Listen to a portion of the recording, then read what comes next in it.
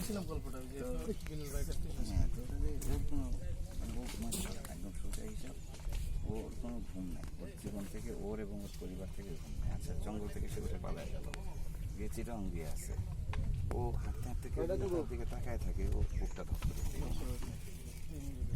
ঘুমায় আছে, টক টক টক টোকা ধাপ করে লাভ করবে।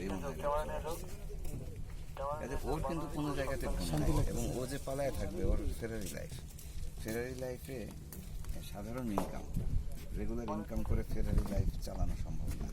কাজে তখন আবার তাকে কোনো না কোনো অপরাধে যেতে হবে, কোনো 10 টাকার জিনিস 100 টাকায় কিনতে হয়। কাজে তার উপায় থাকে না, সেই আবার ঘুরে ফিরে আবার সেই সাথে যাবে আমার ওই জঙ্গলে অন্তত জীবনটা বাঁচানো যায়। কাজে ও, আমি খালি বলছি যে তুমি বাড়ি ফিরবা, সেই নিশ্চয় আমি করে দিতেছি। বাড়ি ফিরবা, তুমি জেলখানায় যাবা, জামিন নিবা, আরো মাদার